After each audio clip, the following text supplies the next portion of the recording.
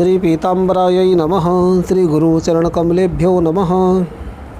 वर्तमान में 11 तारीख से लेकर के 14 तारीख के मध्य में 3 ग्रहों का गोचर वक्री हो रहा है, और जिसमें सूर्य भगवान अपनी उच्च राशि से वृषभ राशि में प्रवेश करेंगे।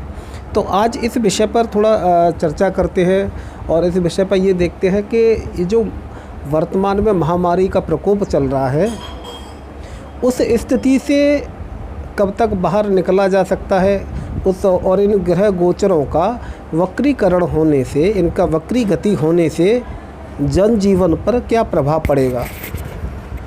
तो आज ये थोड़ा इसी पे चर्चा करते हैं, इस विषय में देखते हैं, क्योंकि जितनी जिज्ञासा आप लोगों को है उतनी ही जिज्ञासा मुझे भी है। तो काल पुरुष की एक कुंडली बनाते हैं। काल पुरुष में लगन में मेष राशि को हम रखते हैं, और मेष राशि पर कोई ग्रह नहीं है। वृष राशि पर बुध, सूर्य और शुक्र 3 ग्रह को विराजमान करते हैं। मिथुन राशि पर राहु को विराजमान करते हैं। कर्क राशि को खाली रखते हैं। सिंह राशि को खाली रखते हैं। कन्या को खाली रखते हैं। तुला को खाली रखते हैं। वृश्चिक को खाली रखते हैं। धनु राशि पर केतु को विराजमान करते हैं। मकर राशि पर चंद्रमा को, गुरु को, शनि को, इन तीनों ग्रहों को विराजमान करते हैं। कुंभ राशि पर मंगल को विराजमान करते हैं, और मीन राशि को रिक्त रखते हैं। ये 14 तारीख का रात्रि का 9 बजे का जो है हमने एक गोचर बनाया हुआ है काल पुरुष की कुंडली के अनुसार। इसमें मेष लगन को हमने रखा हुआ है। अब इससे ये देखते हैं कि वर्तमान स्थिति में और आने वाले समय में क्या इनके ग्रह के वक्री होने से क्या परेशानियां बढ़ेंगी या परेशानियां घटेंगी। तो सबसे पहले बात करते हैं, भगवान सूर्य का गोचर हो रहा है 14 तारीख को। तो भगवान सूर्य जैसे शाम को 14 तारीख को अपनी उच्च राशि से निकल के वृष राशि में प्रवेश करेंगे, द्वितीय स्थान में आ रहे हैं। तो वृष राशि में प्रवेश करने का कारक हो गया स्थिर राशि। पहली चीज़ ये स्थिर राशि है वृष, यानी कि अब जो आगे सूर्य माने हमारी सरकार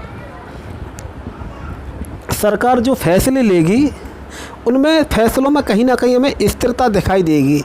अभी तक जितने फैसले थे कहीं ना कहीं वो आगे हो रहे थे, कुछ बढ़ रहे थे, कुछ कम हो रहे थे, किंतु अब जो फैसले आने वाले हैं उनमें हमें स्थिरता दिखाई देगी। यानी कि सरकार भी अब स्थिर भाव रखना चाहती है अपनी वाणी में, अपने फैसलों में। दूसरी चीज़, धन स्थान पर सूर्य का ही स्थान है, द्वितीय स्थान धन स्थान है, सूर्य का कारक है, कुटुंब का कारक है। तो यहाँ पर सूर्य बुध के साथ आ रहा है, ठीक है ना। हालांकि बुध आदित्य योग का निर्माण भी करता है, बहुत सारी चीज़ है। शुक्र भी साथ बैठा हुआ है, स्वराशि का है, किंतु शुक्र यहाँ पर आकर के वक्री भी हो गए हैं। तो सूर्य, बुध और शुक्र, इन तीनों की युति, तो एक तो क्या है, थोड़ा सा अर्थव्यवस्था, जो हमारे देश की अर्थव्यवस्था चरमरा रही है, दिन प्रतिदिन जो नीचे जा रही, उस अर्थव्यवस्था को अब उठाने का गवर्नमेंट प्रयास करेगी। लोगों का जीवन, जो अर्थव्यवस्था की वजह से जिन लोगों पर धन का अभाव है, तो कहीं ना कहीं जीवन में अब धन का एक रुझान आना शुरू रहेगा। ये सूर्य के कारक है। दूसरा क्या है, शुक्र वक्री भी है। तो शुक्र को कहीं ना कहीं मैं औषधियों का भी कारक मानता हूँ। शुक्र और गुरु 2 ग्रह ऐसे होते हैं जो औषधियों के भी कारक होते हैं। तो कहीं ना कहीं जो औषधि संबंधित इस बीमारी की, महामारी की, जो औषधियों पर निर्माण कार्य चल रहा है, कि इसकी वैक्सीन का कार्य है, और वो संभवतया जो है मई में पूरा होना चाहिए, और वैक्सीन जो है निकल के आनी चाहिए, जिससे लोगों को बहुत जल्दी लाभ रहे। तृतीय स्थान में राहु अपनी उच्च राशि में बैठा हुआ है, मिथुन राशि में। तो ये पराक्रम की राशि हो गई।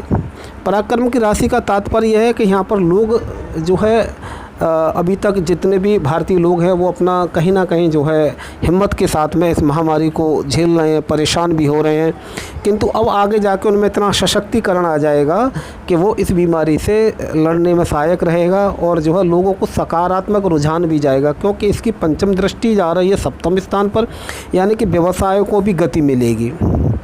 इसकी सप्तम दृष्टि जा रही भाग्य स्थान पर, जहाँ पर केतु विराजमान है, और इसकी नवम दृष्टि जा रही है एकादश स्थान पर, यहाँ पर मंगल विराजमान है।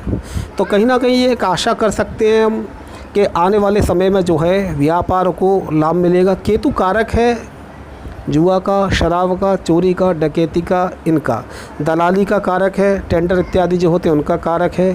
तो कुछ ना कुछ गवर्नमेंट निविदाएं निकालेगी, टेंडर इस तरह की निकालेगी। और दूसरा क्या है कि कुछ ऐसे कार्य भी गवर्नमेंट करेगी जो अनैतिक तो होंगे, लेकिन उनसे कहीं ना कहीं उन्हें राजस्व की प्राप्ति अवश्य होगी। तो इस तरह की चीज़ों को बढ़ावा मिलेगा। अब यहाँ पर बात करते हैं हम इसके बाद में जो ग्रह वक्री हुए हैं। तो सबसे पहले वक्री ग्रह हुआ है 11 मई को शनि। शनि जब 11 मई को वक्री हुए थे तो अपनी मकर राशि में ही ये वक्री हुए हैं और ये 141 दिन तक इस राशि में वक्री रहेंगे 29 सितंबर तक। 29 सितंबर को जो है पुनः जो है मार्गी हो जाएंगे। तो इनका वक्री होने का क्या आम जनजीवन पर प्रभाव रहेगा, क्या भारत पर क्या इनका असर रहेगा। तो ये विराजमान है कर्म स्थान में, 10वें स्थान में जो है शनि महाराज विराजमान हैं, मित्र गुरु के साथ विराजमान हैं और स्वराशि में हैं, वक्री हैं। तो शनि स्वराशि में वक्री होकर के क्या है कि जो लोगों के काम धंधे रुके हुए हैं अब उनमें गति आएगी। जो गवर्नमेंट के काम वगैरह रुके हुए हैं, सरकारी विभाग के कार्य वगैरह रुके हुए हैं, लोगों के अपने खुद के निजता वाले जो कार्य रुके हुए हैं, यहाँ पर उनको लगता है कि भाई हमारा सामान कहीं रुका हुआ है, वहाँ से इधर आना है, तो उनमें भी गति आएगी। ट्रांसपोर्ट के क्षेत्र में भी गति आएगी। तो एक तरह से मान लीजिए आपके व्यवसाय के क्षेत्र में जो है शनि के वक्री होने से चीज़ों में अब गतियाँ प्रारंभ हो जाएंगी। दूसरा बात कर लेते हैं यहाँ पर शुक्र भी वक्री हुआ है। तो शुक्र के विषय में मैंने पहले ही बताया था कि शुक्र जो है और गुरु दोनों के वक्री होने से जल्दी हमें वैक्सीन की प्राप्ति होगी। दूसरा क्या है, अब लोगों को अपने निजी संबंधों की भी चिंताएं होने लगेंगी। पहले तो लोग अपनी तरफ ही भाग रहे थे कि भाई हम सुरक्षित रहें, घर में आ जाएं, मित्र इत्यादि जो जहाँ वहाँ रहे, लेकिन अब लोग उनकी भी चिंता करेंगे, उनके जो अपने संबंध हैं उनको पुनः स्थापित करेंगे। ठीक है ना। तो इस विषय में भी जो है शुक्र जो है यहाँ पर रहेगा। कुटुंब को भी लोग साथ लेकर चलेंगे, एक दूसरे को जो है अलग नहीं जाएंगे। और जो व्यापार क्षेत्र है, ट्रांसपोर्ट क्षेत्र है, वहाँ भी जो है इनकी वजह से जो है गति आएगी। और तीसरा यहाँ पर जो गुरु वक्री हुआ है, गुरु का कारक हो गया ज्ञान बुद्धि। तो ज्ञान बुद्धि जो है सरकार के जो फैसले होंगे वो हितकारक होंगे प्रजा के लिए। प्रजा के लिए हितकारक होने से क्या रहेगा कि लोगों को इस चीज़ों का अब लाभ मिलना शुरू हो जाएगा। लॉकडाउन वाली बात करें तो लॉकडाउन आंशिक रूप से जो है धीरे धीरे अब कम होना प्रारंभ हो जाएगा। इतना ज़्यादा लॉकडाउन का कोई भय नहीं रहेगा जिससे कि लोगों को ये लगे कि नहीं साहब घर से हमारा निकलना ही मुश्किल हो गया है। क्योंकि जिन क्षेत्रों में बहुत ज़्यादा परेशानियाँ हैं तो उन क्षेत्रों से भी जो है धीरे धीरे जो है ये बीमारी अब कम होने लगेगी। इस बीमारी का प्रभाव जो है अब धीरे धीरे जो है नगण्यता की ओर जाएगा, धीरे धीरे न्यूनता की ओर जाएगा, धीरे धीरे ये बीमारी अब कम होने लग जाएगी। और मंगल का कुंभ राशि में आ जाना, जो वायु राशि है कुंभ राशि, तो कहीं ना कहीं जो है एक आंधी तूफान इत्यादि तो कर बढ़ेंगे ही। इनके साथ में क्या रहेगा, जिस तरह से वायु की गति होती है उसी प्रकार से जो है अब इसी गति से जैसे बीमारी फैली उसी गति से इस पर अंकुश लगाना भी अब जो है धीरे धीरे प्रारंभ हो जाएगा। ठीक है ना। इसके मंगल भी कहीं ना कहीं जो है औषधि क्षेत्र में इनको हितकारक रहेगा, औषधि में इनके लिए निर्माण कराएगा। और संभवतया जो है औषधि अपने यहाँ से सर्वप्रथम निकले भारत से ही, इसका जो है विकास भारत ही करे औषधि का। कहने का तात्पर्य है कि जो ग्रहों का वक्री हुआ है, जो ग्रह वक्री हुए हैं उनके द्वारा कहीं ना कहीं जो है व्यक्तियों को लाभ रहेगा। ट्रांसपोर्ट के क्षेत्र में जो है अब देखना गाड़ियाँ चलने लगेंगी। गाड़ी चलने के अलावा दूसरा ये भी रहेगा कि जो दुकानें बंद थीं, जो व्यापार रुके हुए थे, वो व्यापार में भी गति आने लगेगी। जो व्यक्तियों के स्वास्थ्य में गिरावट आ रही थी, बीमारियाँ उनको फैल रही थी, उस बीमारी में भी अब अंकुश लगेगा, बीमारियाँ भी धीरे धीरे कम होंगी। जिन क्षेत्रों में ज़्यादा बीमारियाँ थी वहाँ पर 8 दिन के अंदर अब आप देखना धीरे धीरे जो है उनके चीज़ों में रुझान आना शुरू हुआ कि बीमारियाँ कम हो रही हैं अब। तो हम ये कह सकते हैं कि ये जो है मई तक बहुत सारी, मई लास्ट तक अगर हम एक अनुमान लेके चलें तो मई लास्ट तक जो है गोचर ग्रह के हिसाब से बहुत ज़्यादा ये महीना हमारे स्वास्थ्य के लिए, हमारे व्यवसाय के लिए हमारे रोज़ के कार्यों के लिए हितकारी रहेगा।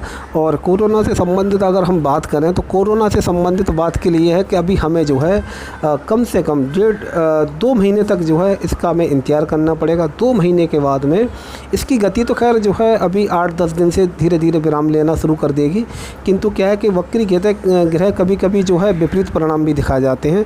इस वजह से जो है 2 महीने का एक हम लमसम समय लेके चलते हैं ज्योतिष के हिसाब से, तो वहाँ जा कर के कहीं ना कहीं जो है इन पर अंकुश लगेगा, इन पर प्रभाव होगा। हालांकि गुरु जो है अपनी नीच राशि 10वें स्थान में केंद्र में आकर के जो है वक्री हो रहा है, तो कहीं ना कहीं जो विपरीत परिणाम भी देगा उच्च की तरह।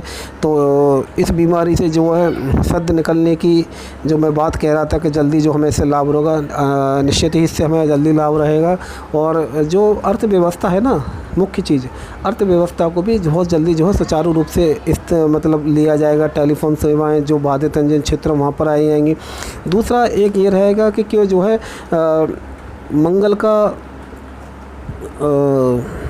कुंभ राशि में चला जा रहा है, इधर शनि, गुरु और सूर्य का, तो कुछ ऐसे फैसले लिए जाएंगे जिनका परिणाम हम देश हित में देखेंगे। जैसे अभी बात चल रही पीओके की, तो संभवतः जो है ये भी जो है इस पर भी बहुत बड़ा निर्णायक चीज़ आने वाली है।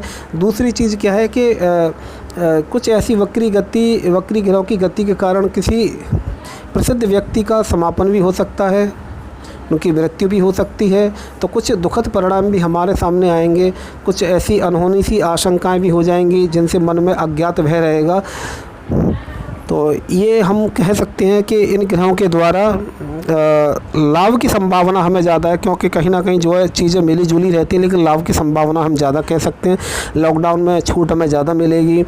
पर्यावरण की दृष्टि से जो इस समय आप देख ही रहे हो, स्वास्थ्य की पर्यावरण की दृष्टि से भी मौसम पे यथावत अनुकूल असर है। बारिश भी आगे अच्छी ही होनी है, तो ये सब चीज़ें हमारे अनुकूल हैं। सबसे बड़ी बात है कि वर्तमान की रोज़मर्रा की ज़िंदगी वो पटरी पर आने लग जाएगी इसी मई के महीने से। और दूसरी चीज़ ये है कि जो लॉकडाउन है उसमें आंशिक छूट धीरे धीरे जा कर के आगे बढ़ जाएगी। और 2 महीने बाद, 2 महीने का तात्पर्य यह है कि हम 15 जुलाई से देखेंगे तो ये बीमारी जो नगण्य न्यूनता के स्तर पर ही पहुंच जाएगी। कुछ आंशिक क्षेत्रों को छोड़ करके जो है ये बीमारी जो है बिल्कुल ख़त्म ही हो जाएगी। और मैं इसे जुलाई तक ही मान के चल रहा हूँ कि जुलाई के बाद में जो है कहीं ना कहीं इस पर हम विजय प्राप्त कर लेंगे। ये अभी तक का जो वक्री ग्रह है उनके ऊपर मैंने अपना एक खुद का जो बुद्धि विवेक है उसके द्वारा जो मैंने अपना निकाला है वो दिया हुआ है वक्तव्य। आगे माई की इच्छा। जय माई की।